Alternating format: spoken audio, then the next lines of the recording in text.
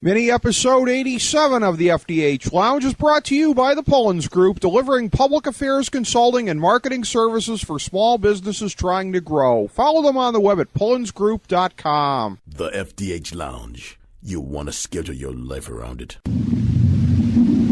A long time ago, on a gloomy, wet Cleveland spring night, two men stand alone amidst the late-night drizzle.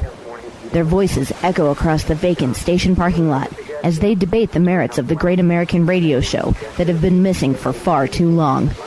On that night, an idea was born. That idea became the FDH Lounge.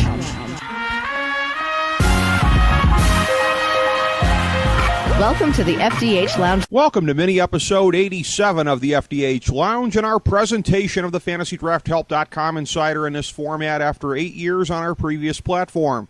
This is FDH Managing Partner Rick Morris here with a look at the top 25 overall fantasy baseball players of 2012. This segment will be the third one over the next couple of weeks, serializing our forthcoming draft guide, Fantasy Baseball Draftology 2012, which will be available in early March at FantasyDraftHelp.com. In terms of color coding, we always break up the players on our draft board in groups of 12, signifying the value for each round in a standard 12-team league. So this group of 25 would furnish the top 2 picks for your team in such a league and may well give you a third, given the way that opinions in a league diverge the further away you get from the top of a draft. In a moment, our top 25 for 2012.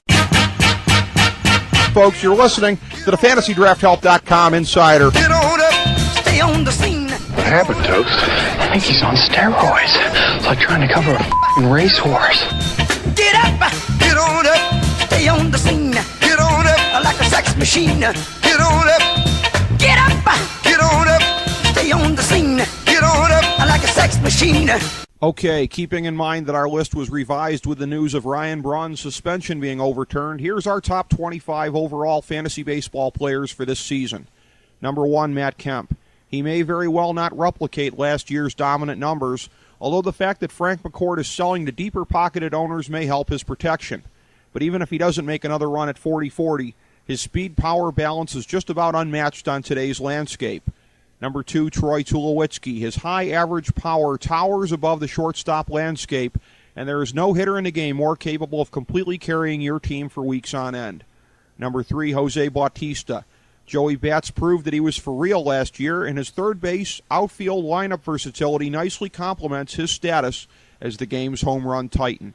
Number 4, Miguel Cabrera. His move to a shallower third base position increases his value well above where it would have been at first base, and the presence of Prince Fielder in the lineup helps even more.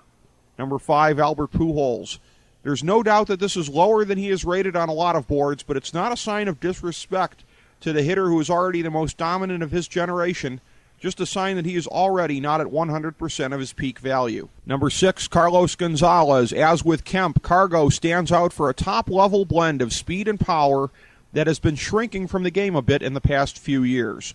Number 7, Adrian Gonzalez. His first year in Boston was dominant, even with down years in the lineup from Kevin Youkilis and Carl Crawford. Even if Jacoby Ellsbury gives back some of the power, the Red Sox lineup will still be better this year, and that should benefit Gonzalez as their prime mover. Number 8, Joey Votto.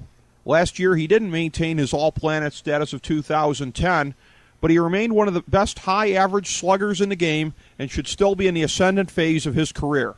Number 9, Justin Upton, C. Carlos Gonzalez. Number 10, Ryan Braun. Having beaten his suspension on a technicality, frankly, he is the toughest big-time player to slot this year.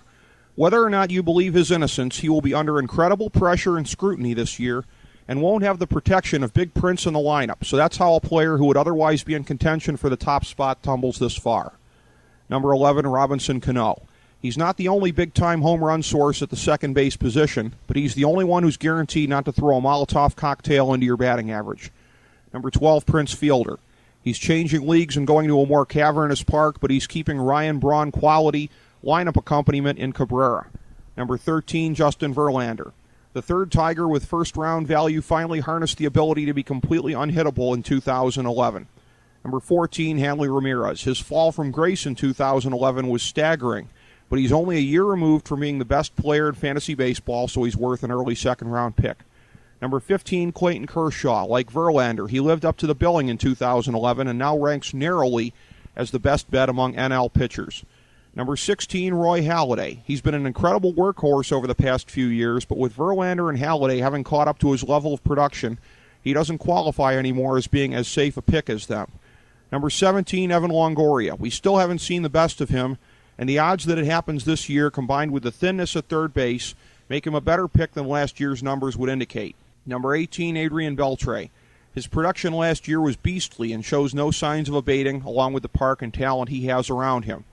Number 19, Dustin Pedroia. He can't slug like Cano, but he runs well enough to be more than a worthy backup prize at second base. Number 20, Mike Napoli. When finally given a fair chance, he had one of the great fantasy campaigns in the entire history of the catcher position.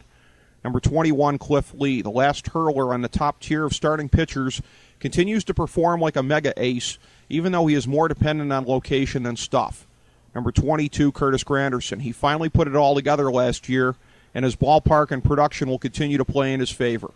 Number 23, Ryan Zimmerman. Like Longoria, he's right on the doorstep of mega stardom, and if anything, is a bit overdue. Number 24, Ian Kinsler. His low BABIP last year showed that the steps he is taking away from being a batting average killer for your team are very much for real, and as such, he could well play his way into 2013's first round. Number 25, Jacoby Ellsbury. He had one of the most amazing 2011 campaigns, but must prove that his newfound power is for real. So there's your top 25 overall baseball players for this fantasy season. In the weeks to come, we'll continue serializing the features in Fantasy Baseball Draftology 2012, which will be available in early March on FantasyDraftHelp.com. Thanks for checking us out. Go break off a little value on your opponents in fantasy sports, and be sure to sample our other Nothing is Off Topic mini episodes, including our recent conversation with rock superstar Steve Perry from the FDH Lounge.